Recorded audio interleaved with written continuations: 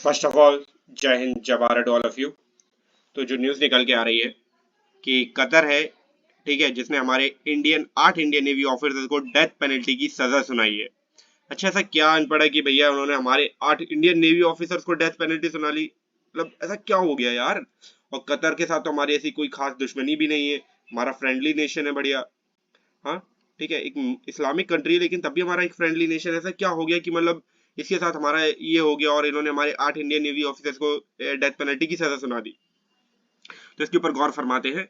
तो बात कुछ ऐसी है कि जो कतर का कहना ये है कि इनको जो 8 इंडियन नेवी ऑफिसर है, इनको डेथ पेनल्टी की सजा इसलिए सुनाई गई है क्योंकि ये स्पाई कर रहे थे। अच्छा, यहाँ पे इंटरेस्टिंग चीज ये है कि कतर ये भी कह रहा है कि ये स्पाई तो कर रहे थे लेकिन इंडिया के लिए ना कहे, इंडिया के लिए ना स्पाई करके ये इसराइल के लिए स्पाई कर रहे थे। अच्छा, ठीक है, इसराइल के लिए स्पाई कर रहे थे। अच्छा, ऐसा क्या स्पाई कर दिया कि डेथ पेनल्टी की सजा सुना दी? तो अभी फिलहाल क्या है, कतर की एक तरीके से डील हुई थी, मतलब अभी नहीं, काफी समय हो गया। और कतर की डील हुई थी इटली के साथ सबमरीन से रिलेटेड। तो इस चीज की बेसिकली स्पाई कर रहे थे इसराइल के लिए, कतर का ये कहना है। और इसके डॉक्यूमेंट्स वगैरह ये सारे इसराइल को बताए जा रहे थे और भेजे जा रहे थे कि कतर क्या कर रहा है इटली के साथ डिफेंस सेक्टर में रिलेटेड।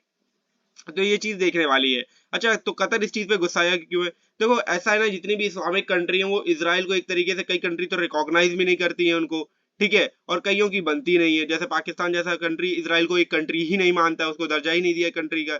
और कई इस्लामिक कंट्री इसको एक तरीके से मतलब रिकॉग्नाइज करती है लेकिन एक तरीके से जलती है, या बोले तो उनकी बनती नहीं है उनसे, ठीक है। तो ये सिनेरियो रह रहा है। अच्छा, तो हमारे ये नाम देके रखे जितने भी हमारे 8 इंडियन नेवी ऑफिसर्स हैं, ये कोई ऐसे इंडियन नेवी ऑफिसर नहीं है जिनको हमने रखा और फिर भेज दिया, ऐसे नहीं। इन्होंने हमारी इंडियन नेवी में पर्टिकुलरली सर्व किया है। हमारे फ्रिगेट्स वगैरह और जितनी भी फाइटर शिप्स वगैरह हैं, इन सब में इन्होंने एक तरीके से सर्व किया है। ये मेडल्स भी मिले हैं इनको, ठीक है। तो सारी चीजें रही हैं जो एक इंडियन नेवी ऑफिसर अपनी लाइफ के दौरान करता है, ठीक है। और फिर ये एक तरीके से कतर ने फिर अब इनके ऊपर इल्जाम ये लगा दिया है कि भैया ऐसे ऐसे स्पाई कर रहे हैं तो हम इनको डेथ पेनल्टी दे रहे हैं।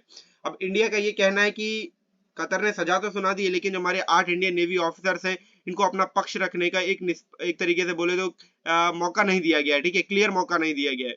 और ये भी कहा गया कि इनकी जो जांच पड़ताल है वो उतनी अच्छी नहीं है, इसको दोबारा करना चाहिए। और आगे ये भी देखने को मिलेगा कि क्या पता एक तरीके से हमारे जो हेड है, प्रधानमंत्री नरेंद्र मोदी जी, एंड वहां कतर के जो हेड होंगे, प्रेसिडेंट या पीएम जो भी है, ठीक है, उनके बीच में मीटिंग होगी इससे रिलेटेड। तो इसको सॉर्ट आउट किया जाए, या इंडिया कोशिश करेगा कतर के ऊपर एक तरीके से पॉलिटिकल प्रेशर डालने के लिए, इंटरनेशनल पॉलिटिकल प्रेशर डालने के लिए। तो देखने वाली बात होगी कि इंडिया अपने इंडियन नेवी ऑफिसर्स को बचाने के लिए क्या करेगा और क्या स्टांस लेने वाला है। तो इससे रिलेटेड जो भी न्यूज आएगी आपको बताया जाएगा। तब तक के लिए जय हिंद, जय भारत।